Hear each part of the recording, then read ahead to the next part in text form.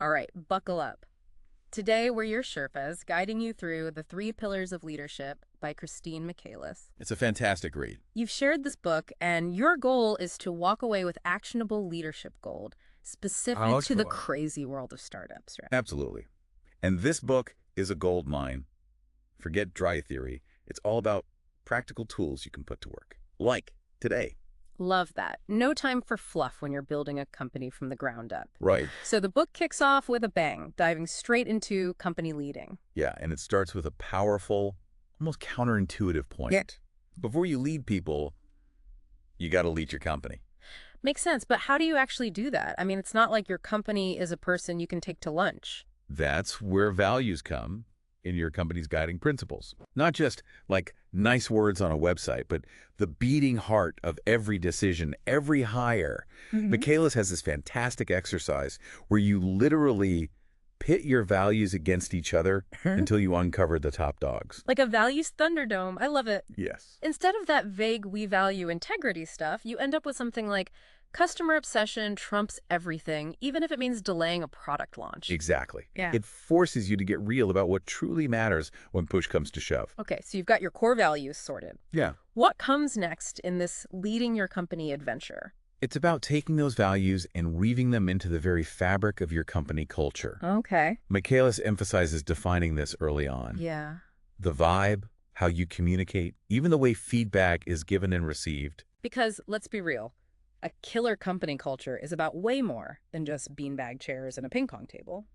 It's about creating an environment where people feel valued, heard, and motivated to contribute their best work. Right. She suggests involving your team in shaping the culture, which is brilliant. Talk about building a sense of ownership from day one. It's like saying, this isn't just my company, it's ours. Exactly. It fosters this incredible we're in this together energy that's crucial, especially in those early scrappy days of a startup. Okay, so we've got strong values fueling a killer culture. What's next in the company leading playbook? It's all about turning that big, hairy, audacious dream you've got into concrete goals. Okay. And this is where the ACHIEVE acronym comes in, which honestly I thought was going to be cheesy, but is actually brilliant. Give it to me. I'm all about a good acronym, especially if it helps me wrangle my to-do list into some semblance of order. So each letter represents a key element of effective goal setting. Okay. Let's take A. It stands for as if now. Instead of saying, I want to hit $1 million in revenue, you'd say, I am leading $1 million company. Whoa. Okay, that's powerful. It's like you're shifting your mindset from wishful thinking to actually embodying the goal. Precisely. Okay, Next up, C. Clear and specific. got it. Grow the business is vague. Secure 10 new clients in the next quarter. Now that's something you can measure. Totally. That's the difference between a wish list and an action plan. What about H? H stands for hittable. Oh. Ambition is great, but pie-in-the-sky goals can set you up for failure and demoralize your team. Your goals should be ambitious, yet achievable within your resources and time frame. So don't aim for $1 billion valuation in 6 months if you haven't even launched your product yet. Exactly. I, for a positive direction. Okay, Frame your goals in terms of what you want to achieve, not what you want to avoid. got it. It's about moving towards something exciting, not just away from something scary. Right. Okay. Now, exciting. Your goals should light you up, not feel like chores. If it doesn't get you fired up, it'll be that much harder to stay motivated. Passion is fuel for the startup grind, for sure. Okay, we're on a roll. What's V? V stands for verifiable. Okay. Can you concretely measure your progress? Finally, E, again this time for ecological. This is about sustainable success. Ah, I love this one. It's about the how. Yes. How you run your company, how you treat your people. Yeah. It's making sure your goals don't just look good on paper, but also reflect what you stand for. Exactly. Yeah. And that seamlessly brings us to branding. Because branding is about more than just a cool logo. So much more. Yeah. It's every single touch point that shapes how the world sees your company. Yeah. Think. Your tagline, your website, even the tone of your customer service emails. Wow. Michaelis is big on consistency here. Because a mismatched brand is like trying to build a house on sand, right? Yes. Shaky foundation. She gives an example of a company claiming to be eco-conscious but using tons of plastic packaging. Oh no. Their Are actions they? completely undermine their message. Oof, that's a brand fail for sure. You can bet customers notice that hypocrisy too. Right. It all comes down to authenticity, right? 100%. Walking the talk. 100%. Michaelis offers fantastic tips for keeping your brand relevant, even as your startup grows and the market inevitably shifts. Give us the goods. What are her top tips? One of the most important is building in continuous feedback loops. Okay. She suggests regularly checking in with your team and, crucially, your customers to make sure your brand still resonates. I love that because what worked for your first 10 customers might not land with your next 10,000. Right. You've got to stay agile. Exactly. She also stresses not being afraid to experiment, to tweak and adjust your brand as you learn and grow. Because a brand that's afraid to evolve is a brand that's going to get left behind, right? Right. It's about finding that sweet spot between staying true to your core while still adapting to the ever-changing market. And speaking of adapting, Michaelis dives into an area that makes some leaders squirm, navigating mistakes. Which, let's be honest, are inevitable in the startup world. You're moving fast, breaking things, learning as you go. Exactly. She emphasizes creating a culture where mistakes aren't feared, but seen as opportunities for growth, both for the individual and the team. I love that because when you're terrified of making a mistake, you stifle innovation and creativity. Yes. People are less likely to take risks. It all comes down to fostering psychological safety within your team. She even suggests asking questions like, could I have done something differently to prevent this? Taking ownership as a leader, that's powerful. It Yeah. shows you're not just pointing fingers, but genuinely looking for solutions. Exactly. And that level of accountability and transparency builds trust, which is the foundation of any successful team. Now, speaking of ownership, It's time to shift the focus from leading the company to leading yourself, which, rumor has it, can be even tougher than managing a team of sleep-deprived, caffeine-fueled entrepreneurs. you're not wrong. Leading yourself is the inner work that often gets overlooked, but is just as important as any external strategy. And that's exactly where we'll pick things up after a quick break. Don't go anywhere.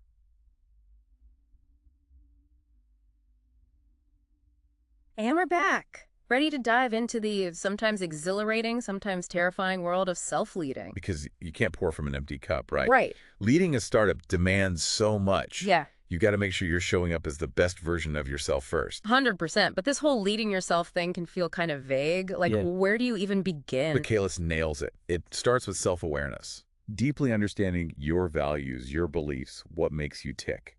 Oh, The book has this exercise called rapid fire word association, like a lightning round for your subconscious. oh, I love those. It's amazing what pops into your head when you don't have time to overthink. Right. How does it work in the context of leadership? Imagine I say a word Okay. like success, Okay. and you blurt out the first thing that comes to mind, no judgment. Okay. Then we do it again Okay. with words like failure, risk, team, words that are supercharged in the startup world. So it's about uncovering those gut reactions, those deeply ingrained beliefs that might be driving your decisions without you even realizing it. Exactly. And sometimes those beliefs are empowering, but often they're those sneaky limiting beliefs that trip us up. Things like, I'm not good enough to lead, or I'm going to fail. Oh, yeah. Michaelis doesn't shy away from that. Which is so important because let's be real, imposter syndrome is basically the unofficial mascot of the startup world. Right. So how do we deal with those confidence gremlins? That's where Michaelis introduces some fascinating NLP techniques. Okay, for those who haven't fallen down the NLP rabbit hole yet, could you give us a quick explainer? I always thought it was some kind of Jedi mind trick. It's not quite mind control. Okay. Think of NLP or neurolinguistic programming as a way to rewire your brain's software. Huh. It's about recognizing those unhelpful thought patterns and consciously replacing them with more empowering ones. So instead of letting that inner voice say, there's no way I can pitch to investors, I'm going to make a fool of myself, you can use NLP techniques to rewrite that script. Exactly. It's about changing your internal dialogue to change your feelings and actions. Wow. One of the techniques Michaelis highlights is called the Museum of Old Beliefs. Okay, that sounds oddly specific. Yeah. But in a good way. Yeah. Tell me more. Imagine creating a vivid mental picture of a museum. Okay. Not some stuffy, boring one, but a place that feels right to you. Okay. Then you take those limiting beliefs, I'm not cut out for this, I'm going to crash and burn. Yeah. And you visualize yourself locking them away in this museum, never to be seen again. I love that. It's like giving those negative thoughts a proper farewell tour instead of letting them take up space in your head rent-free. Exactly. It's a way of acknowledging those old beliefs, but choosing to move forward without their baggage. So powerful. Okay, so we're slaying those inner critics and rewriting those limiting beliefs. Yes. What else does Michaelis have in her self-leading toolkit? One thing she emphasizes is that confidence isn't something you either have or you don't. Right. It's a skill you can develop. Thank goodness for that, because if it was innate, half the startups out there would never get off the ground. Exactly. She offers some great confidence hacks drawn from the world of NLP and beyond. Okay. One that stood out to me was the power of visualization, Okay. but not just picturing success, Right. actually visualizing yourself working through the challenges. So instead of just imagining yourself nailing that investor pitch, Right. you'd visualize yourself staying calm and collected, even if you stumble over a few words or get a tough question. Exactly. It's about mentally rehearsing for those high-pressure situations, which builds your confidence and resilience. That's so smart. It's like giving your brain a sneak peek of the game plan so it's not caught off guard when the pressure is on. Right. Yeah. She also reminds us that building a strong support network is crucial. Okay. It's easy to isolate yourself when you're building a startup, but surrounding yourself with people who believe in you is fuel for the soul. It's true. Sometimes all it takes is a pep talk from a fellow founder who's been there, done that, to remind you that you've got this. And speaking of support, Michaelis doesn't shy away from the topic of well-being. Oh, okay. And for good reason. Yeah. Burnout is a very real threat for startup leaders. It's easy to get so caught up in the hustle that you forget to take care of yourself. But ignoring your well-being is like running a marathon without training. You might make it to the finish line, but you'll be a wreck. She offers a ton of practical tips, like incorporating mindfulness practices into your day, even if it's just for a few minutes. I'm all about those bite-sized moments of mindfulness. Oh. Sometimes that's all you need to hit the reset button. Right. What else does she recommend? Setting boundaries. Okay. It's so easy to be on 24/7 when you're passionate about your startup, but that's a recipe for disaster in the long run. It's about establishing those non-negotiables, whether it's blocking off time for family dinners, hitting the gym, or simply unplugging for a few hours each evening. Exactly. He also talks about the power of routines. Okay.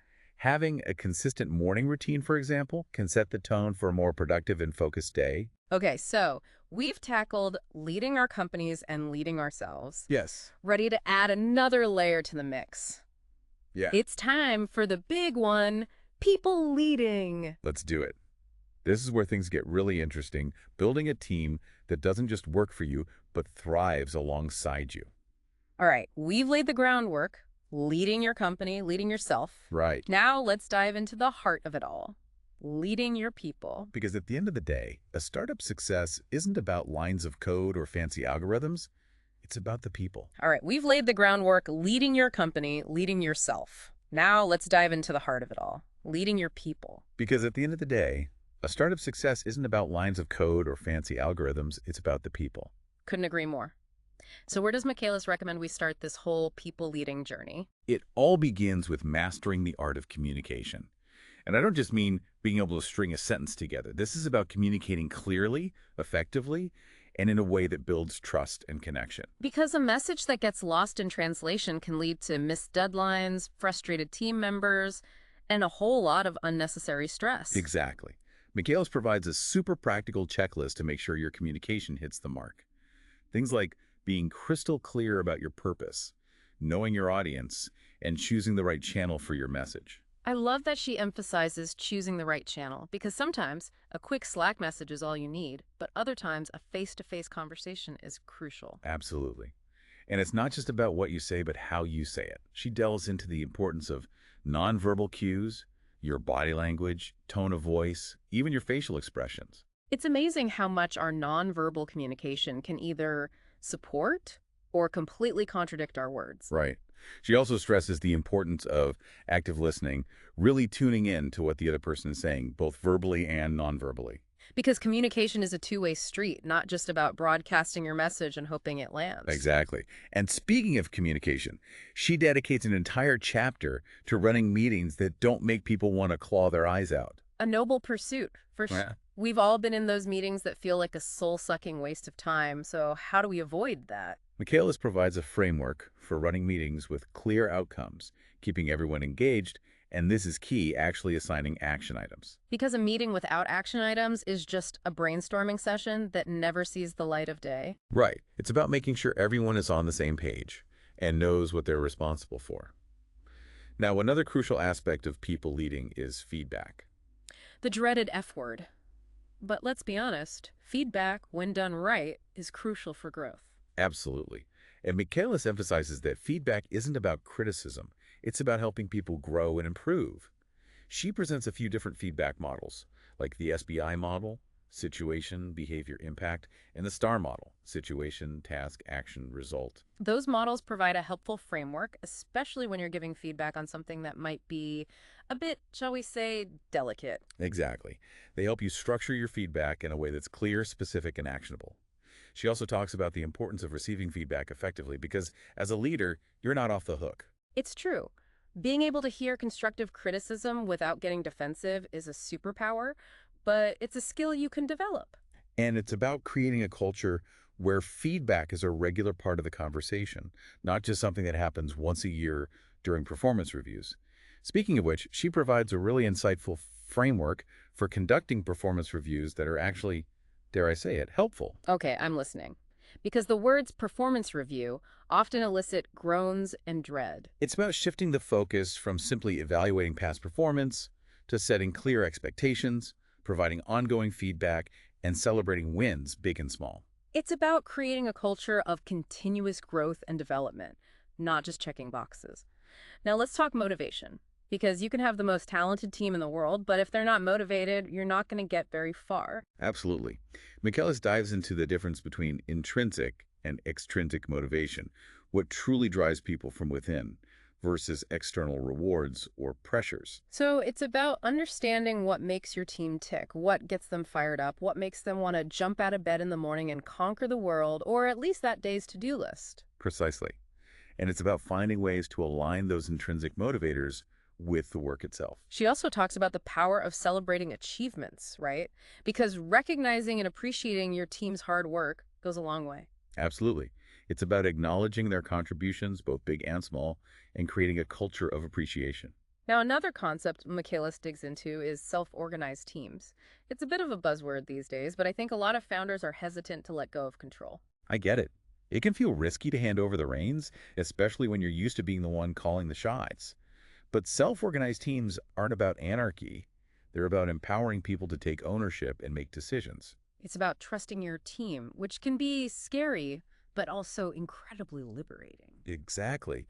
And it's not about abandoning leadership altogether. Michaelis emphasizes the importance of setting clear expectations, providing the necessary resources, and fostering a culture of trust and accountability. It's about creating an environment where people feel empowered to do their best work without needing to be micromanaged every step of the way. She suggests starting small, maybe with a pilot project, and then gradually expanding the scope of self-organization as the team gains experience and confidence. It's about finding the right balance between guidance and freedom, which will look different for every team. And of course, clear and open communication is paramount throughout the process. Okay, we've covered a lot of ground here, but there's one final piece of the puzzle that we can't ignore, especially in the fast-paced, always-on world of startups' time management. It's the bane of every entrepreneur's existence. There's never enough time to do everything, so you've got to make every minute count. Michaelis is all about working smarter, not just harder. She emphasizes the importance of both effectiveness and efficiency. So it's not just about being busy, it's about making sure you're focusing on the right things and doing them in the most efficient way possible. Exactly. She offers a ton of practical tips, like using the Pareto principle, that 80-20 rule, to identify the 20% of your efforts that are producing 80% of your results. Love that. It's about identifying those high-impact activities and ruthlessly cutting out the busy work that doesn't actually move the needle. She also recommends the 2-minute rule. If something takes less than 2 minutes to do, just do it immediately. Don't let those tiny tasks pile up and clutter your mind. It's amazing how much mental energy those little to-dos can drain, even if they only take a few minutes to complete. She also stresses the importance of taking breaks, both for yourself and your team. Because stepping away from your work, even for a few minutes, can actually boost productivity and creativity. Exactly. She also encourages leaders to delegate, effectively trusting your team to handle tasks and responsibilities, even if it means letting go of a little control. Delegation is a muscle that takes time to build, but it's essential for any leader who wants to avoid burnout and scale their impact. Absolutely. Now, no conversation about time management would be complete without mentioning productivity tools. Ah, yes, the tech that promises to save us from our overflowing inboxes and never-ending to-do lists. Does the book offer any favorites? Michaelis mentions a few popular ones, like task management apps, time tracking software, and the Pomodoro technique. I'm a big fan of the Pomodoro technique. Those focused bursts of work followed by short breaks are a game changer for productivity. She also talks about the power of mindfulness for improving focus and reducing stress. Because when you're constantly bombarded with distractions, being able to bring your attention back to the present moment is a superpower. Now, at the end of the book, Michaelis offers a leadership manifesto. It's like a distillation of all the key takeaways from the three pillars. Okay, I love this. It's like creating your own personal leadership playbook. Exactly. It's about defining your own leadership philosophy based on your values, your strengths, and your vision. So, as we wrap up our deep dive into the three pillars of leadership, I think that's the perfect note to end on. It really is. It's about taking all these incredible insights and shaping them into a leadership style that feels authentic to you. Because there's no one-size-fits-all approach to leadership, right? Exactly. It's about finding what works for you, your team, and your unique startup journey. So, to our listeners, what resonated most with you? What one nugget of wisdom are you going to put into action today? Because remember, even small steps can lead to big changes over time. Thanks for joining us on this deep dive. Until next time, happy leading.